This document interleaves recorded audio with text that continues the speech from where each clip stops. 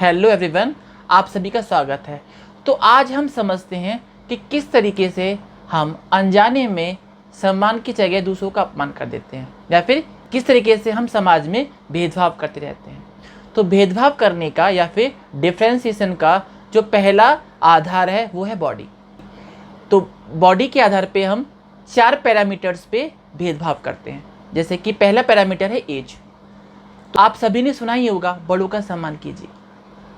तो अगर बड़ों का सम्मान कीजिए तो क्या छोटों का अपमान कीजिए।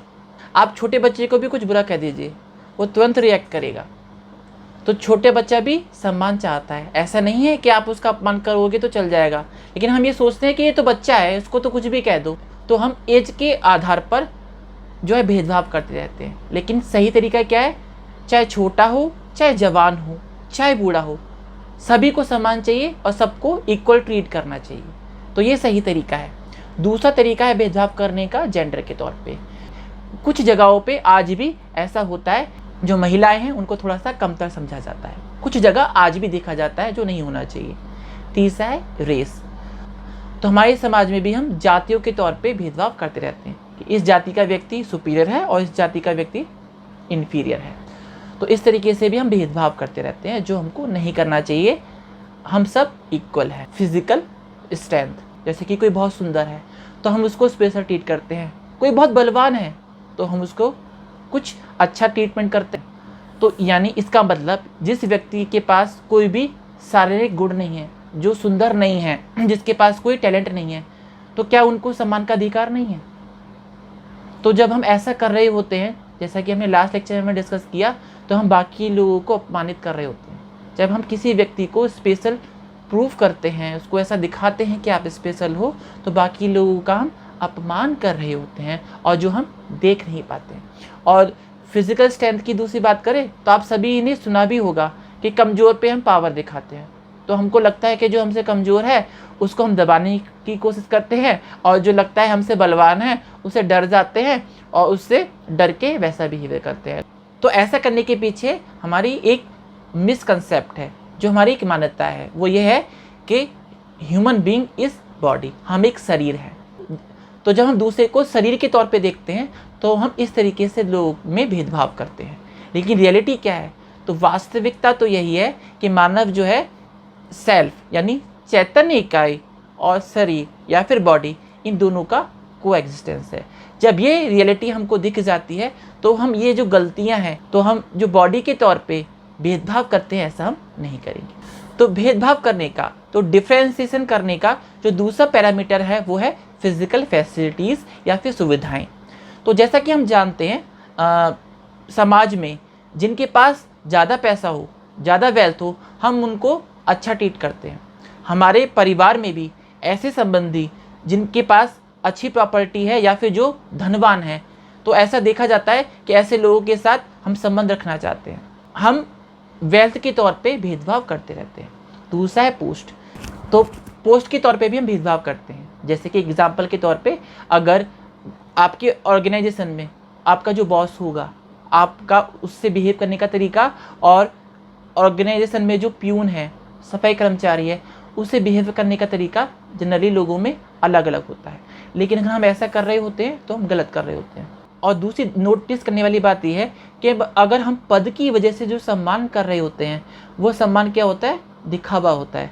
अगर वही बॉस, वही अध्यापक, वही आपका कलीग आपको ऑर्गेनाइजेशन के बाद मिलता है और तब उसके पास वो पद नहीं है, तो आपका बिहेवियर वैसा नहीं रहेगा। लेकिन अगर आप सेल्फ के तौर पे, अगर आप भावनाओं के तौर पे किसी से जुड़े हुए हैं, तब चाहे वो पोस्ट रहे चाहे ना रहे, तो आपका बिहेवियर वैसा ही रहेगा।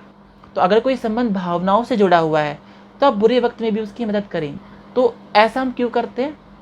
तो ऐसा इसलिए करते हैं क्योंकि हम एक मान्यता बनाए बैठे हुए हैं कि सुविधाएं ही क्या है? सुख है। जब हम ऐसा करते हैं तो हम सुविधाओं के तौर पे भेदभाव करते रहते हैं। लेकिन रियलिटी क्या है? सुख तो मेरे विचारों की स्थिति है, उसका सुविधाओं से कुछ लेना देना नहीं है। और जो तीसरा तरीका है भेदभाव करने का, वो है विचारधारा। अगर किसी की विचारधारा मुझसे मिलती है तो मैं उससे संबंधित महसूस करता हूँ। जैसे कि कोई समाजवाद, राष्ट्रवाद से जुड़ा है और मैं भी समाजवाद या राष्ट्रवाद से जुड़ा हूँ, तो मुझे लगता है कि वो ठीक है, क्योंकि उसके विचार मेरे विचारों से मिलते हैं। तो हम इस तरीके से भेदभाव करते हैं। लेकिन सही क्या है, हमको निष्पक्ष होकर हर व्यक्ति के विचार को सुनना चाहिए।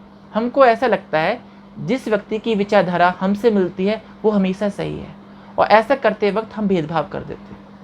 हम दूसरे की सही बात को भी नहीं समझ पाते। दूसरा, इन्फॉर्मेशन। कोई व्यक्ति किसी फील्ड में कुछ नॉलेज रखता है, जैसे कि अगर किसी व्यक्ति को साइंस में नॉलेज है और आपको भी अगर साइंस में नॉलेज है, तो आप उस व्यक्ति से एक लगाव महसूस करते हैं और उसको स्पेशल ट्रीट करते हैं। अगर आप स्पोर्ट्स के फ़ैन हैं, टेनिस के फ़ैन हैं, तो आप फेडरर के जो है फ़ैन बन जाते हैं। तो ये जो बिहेवियर होता है, जहाँ आप किसी भी व्यक्ति को बहुत ज़्यादा महत्व देने लगते हैं लाइफ में, तो वो गलत तरीका है। लेकिन रियलिटी क्या है, हम सब इक्वल हैं। तो ऐसा हम क्यों करते हैं? ऐसा हम मिसअंडरस्टैंडिंग की वजह से करते हैं कि भाई सामने वाले व्यक्ति की जो मान्यता है और मेरी मान्यता अगर सेम है तो हम इक्वल हैं। लेकिन वास्तविकता क्या है? तो वास्तविकता तो यही है कि हर इंसान मेरे बराबर है, हम सब इक्वल हैं, चाहे उसके विचार मुझसे मिलते हैं चाहे नहीं मिलते हैं। आखिरी में ही कंप्लीट चार्ट देख लेते हैं। तो हम इन डिफरेंट तरीकों से भेदभाव करते हैं। पहला पैरामीटर है बॉडी, दूसरा है सुविधा, और तीसरा है हमारी विचारधारा, बिलीफ सिस्टम। तो आज के लेक्चर को हम समाप्त करते हैं। तो सम्मान का मतलब ये है सही आकलन। और अगर हम सही आकलन करते हैं तो किसी अन्य व्यक्ति का और मेरा, हम दोनों का पर्पस सेम है, यानी हम दोनों निरंतर सुखी होना चाहते हैं। प्रोग्राम भी सेम है। अगर हमको निरंतर सुखी होना है तो हमको अपने जीवन के 4 क्षेत्रों में हार्मनी डेवलप करना होगा, और पोटेंशियल भी सेम है। अपने विचारों को कंट्रोल करने के लिए हर इंसान के पास एक नेचुरल एक्सेप्टेंस है या फिर आंतरिक ज्ञान है। तो अगर इन पैरामीटर्स पे आकलन करें तो other is similar to me, हम सब इक्वल हैं। तो इसी को सम्मान कहा गया है। जब हम अपनी विचारों की स्थिति या अपनी समझ का आकलन करें, और आकलन करने के बाद अगर हमको पता चले कि मेरी समझ सामने वाली व्यक्ति की समझ से ज़्यादा है, तो मैं उसकी मदद करूँगा उसकी समझ को इम्प्रूव करने के लिए। और अगर ऐसा लगे कि सामने वाली व्यक्ति की समझ मुझसे ज़्यादा है, तो मैं उससे सीखने को तैयार हो जाऊँ। तो हम एक दूसरे के सहयोगी बन जाते हैं, तो हम एक दूसरे के कॉम्प्लीमेंट हो जाते हैं। तो यह जीने का सही तरीका है। अभी क्या है, हम भेदभाव करते रहते हैं और आपस में लड़ते झगड़ते रहते हैं, और हम अपने जीवन का अत्यधिक समय अपने आप को दूसरों से स्पेशल प्रूफ करने में लगा देते हैं कि मैं आपसे स्पेशल हूँ। मुझे कोई ज़रूरत नहीं है प्रूफ करने की कि मैं आपसे स्पेशल हूँ, हम सब समान हैं। तो अगर ये हमको समझ में आ गया तो हमारे जीवन का बहुत सारा समय सेव हो जाता है। तो जब हम अपने आप को दूसरों से स्पेशल प्रूफ नहीं कर पाते हैं तो उससे मिलने वाले दुख से भी हम बच जाते हैं। तो अगर सही समझ पे काम करते हैं और हम ये समझ पाते हैं कि वी ऑल आर इक्वल, तो हम इस दुख से बच जाते हैं। और दूसरा काम क्या होता है, हम सहयोगी बन जाते हैं, हम आपस में एक दूसरे की मदद करते हैं। तो इन्हीं कंक्लूजन के साथ मैं अपने लेक्चर को समाप्त करता हूँ। धन्यवाद आप सभी का मुझसे जुड़ने के लिए, और नेक्स्ट लेक्चर में मिलते हैं।